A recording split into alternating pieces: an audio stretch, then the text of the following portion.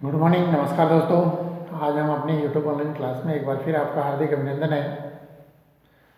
हमारा टॉपिक चल रहा था कि अवलोकन, ऑब्जर्वेशन। ऑब्जर्वेशन का कहाँ, कैसे, क्या लाभ हैं, इन सभी तथ्यों के बारे में बात करते हुए अपन ने कल किया था।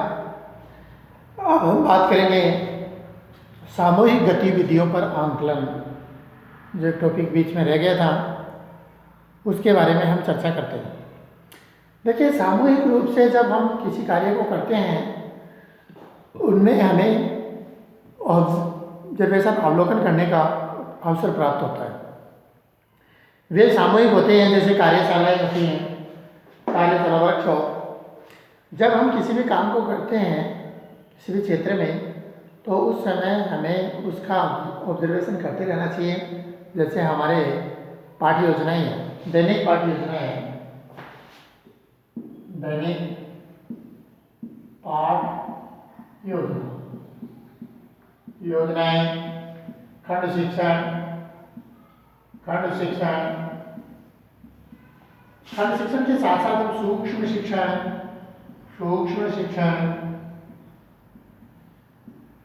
और आपका वो कि समालोचना पाठ है।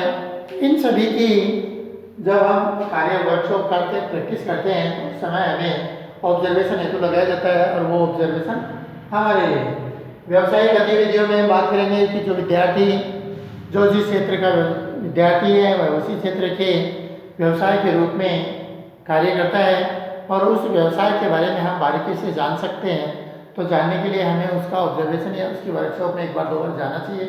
जाने के बाद हमें वहाँ के वातावरण इत्यादि को, उनकी कार्यविधि, कार्यशैली, इन सबको देख करके जांचना चाहिए, उस कार्य की गुणवत्ता को देखना चाहिए।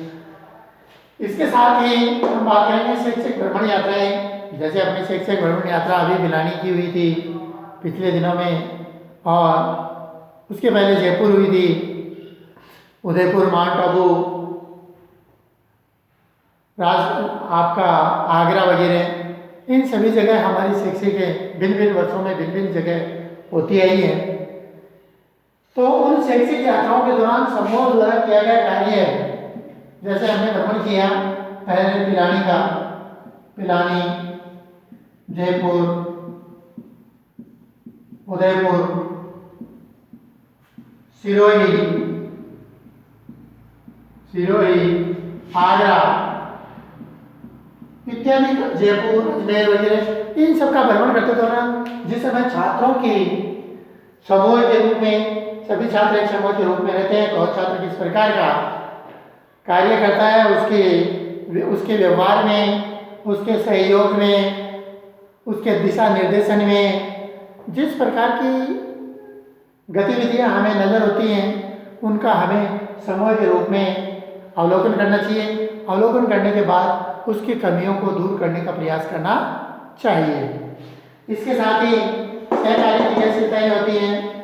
जैसे आजकल हमारे अभी जैसे कोरोना जागरूकता अभियान है, पेयजल संरक्षण योजना अभियान है, स्वच्छता अभियान है, रेड क्रॉस अभियान है। ये सारी कार्यशालाएं होती हैं। इनके अंदर सहकारी सहयोग की भावना के साथ हम काम करते हैं और उन्हीं काम में बहुत सारे विद्यार्थी हैं, वो दूसरे विद्यार्थी काम पे लगे हुए हैं, वे स्वयं धूम दुबा करके इधर उधर बैठे रहते हैं।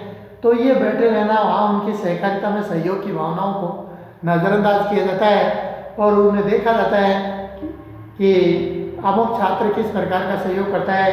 वो कार्य सहकारी क्रियाशीलताओं में इसके बाद आता है जैसे श्रमदान। हमने खेल ग्राउंड को साफ किया है पिछले दिनों में, अभी हम करेंगे।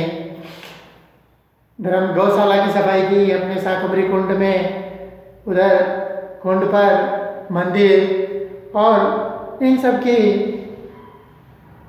NSS के द्वारा भी सफाई योजनाएं होती हैं। हमें यहाँ समाजोपयोगी उत्पादक कार्य, समाज सेवा जो आपका पाठ्यक्रम है, उस पाठ्यक्रम के अंदर भी हम श्रमदान, जो एक निर्धारित बिंदु है, उसके दौरान जो श्रमदान करवाते हैं, उसमें कौन विद्यार्थी किस प्रकार का श्रमदान करता है, उसकी गुणवत्ता क्या है, उसकी क्रिएटिविटी क्या है, कितना वो सुधार करता है, इन समय श्रमदान करते समय भी उनका ऑब्जर्वेशन समूह रूप में किया जा सकता है। फिर आता है वृक्षारोपण कार्यक्रम, जैसे आजकल विद्यालय में हरित सप्ताह है, पखवाड़ा है, माह है, इन सब का आयोजन होता है। उन वृक्षारोपण कार्यक्रमों में कौन छात्र कितने वृक्ष लगा करके उनके सिंचन की व्यवस्था और उनकी देखरेख की व्यवस्थाएं करता है, किस विद्यार्थी द्वारा लगाया गया वृक्ष आज फलीभूत हो रहा है। जैसे हमारे ये अशोक का वृक्ष है, ये लक्ष्मी सैनी के द्वारा लगाया गया है, बहुत अच्छा रहा। हमारे जो मीठे नीम के वृक्ष हैं ये गुप्ता जी द्वारा लगाए गए। तो ये सारे क्या है, वृक्षारोपण कार्यक्रम के अंतर्गत आते हैं। आज उनकी याद में हम देखते हैं कि ये मुख्य वृक्ष है जो उनके द्वारा लगाया गया है।